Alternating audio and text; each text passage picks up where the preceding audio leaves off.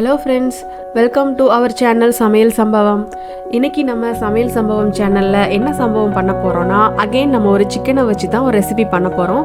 இந்த ரெசிபி பூரி, சப்பாத்தி, சாதம் எதுக்கு வேணாலும் நல்லா இருக்கும். அப்படிப்பட்ட ஒரு டேஸ்டியான ரெசிபி பத்தி இப்ப பார்க்கலாம். வாங்க வீடியோக்குள்ள போகலாம்.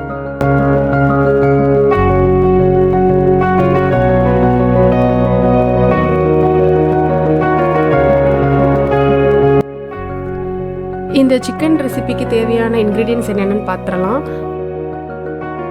3/4 கிலோ சிக்கன் எடுத்திருக்கேன். குட்டி குட்டி பீஸாக கட் பண்ணி வச்சாச்சு. 100 கிராம் சின்ன வெங்காயம் எடுத்திருக்கு. அதுக்கப்புறம் ஜீரகப்பொடி 1/2 டேபிள் ஸ்பூன் எடுத்துக்கலாம். இஞ்சி பூடு விழுது 1/2 டேபிள் ஸ்பூன், 3/4 டேபிள் ஸ்பூன் அளவுக்கு சில்லி பவுடர், தேவையான அளவு உப்பு எடுத்துக்கோங்க. அது கூடவே மஞ்சள் பொடி எடுத்துக்கோங்க. இப்போ ஸ்டவ் ஆன் பண்ணி அதில் ஒரு குக்கர் எடுத்து வைக்கிறேன்.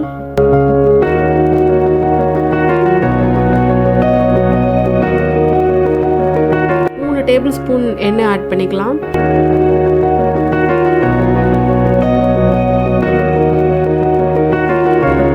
எண்ணெய் காஞ்ச பிறகு அந்த 100 கிராம் சின்ன வெங்காயம் கட் பண்ணி வச்சிருக்கோம்ல அதை உள்ள சேர்த்துடலாம்.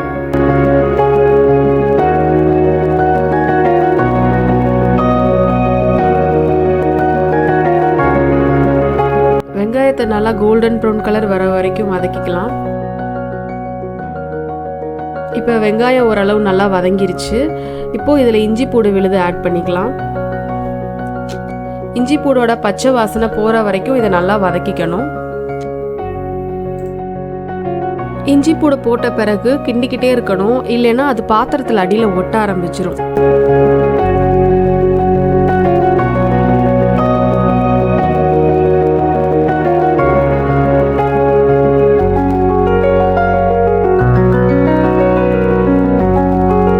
அடுத்து நம்ம க்ளீன் பண்ணி வச்சிருக்க சிக்கனை அது கூட சேர்த்து லைட்டாக கிண்டி விட்டுக்கலாம்.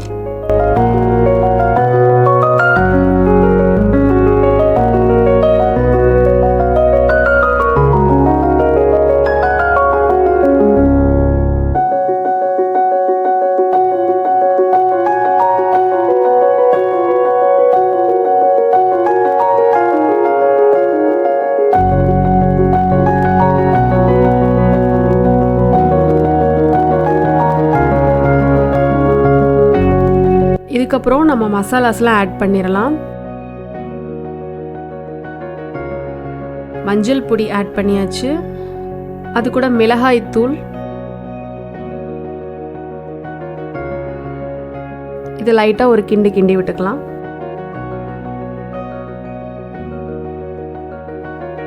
தேவையான அளவு உப்பு ஆட் பண்ணிக்கோங்க. 50 கிராம் தேங்காயை பேஸ்ட் மாதிரி அரைச்சி வச்சிருக்கேன், அதையும் உள்ள சேர்த்துடலாம்.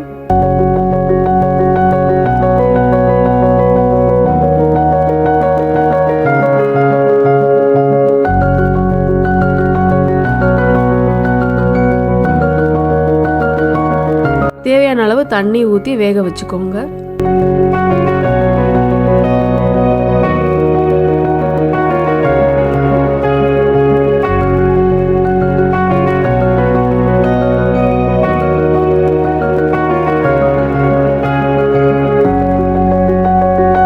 மூடி 2லிருந்து 3 விசில் வர வரைக்கும் நம்ம வெயிட் பண்ணலாம். இப்போ சிக்கன் நல்லா வெந்திருக்கு, கொஞ்சம் தண்ணியா இருக்க மாதிரி இருக்கு. ஸோ நம்ம தண்ணி வத்துறதுக்கு ஒரு 5 மினிட்ஸ் வேணா வெயிட் பண்ணிக்கலாம்.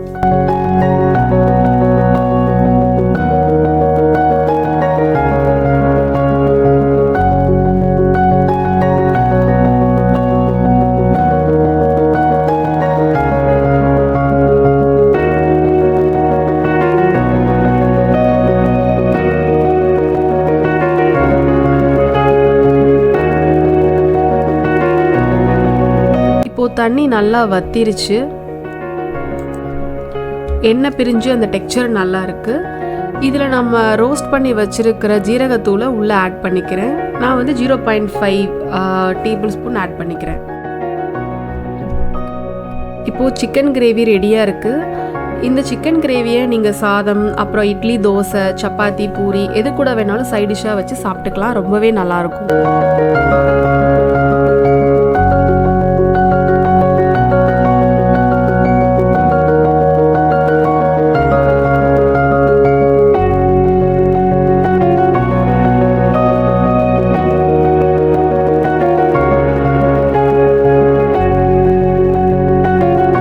உங்களுக்கு இந்த ரெசிபி ரொம்பவே பிடிச்சிருக்கும் நான் நம்புகிறேன்.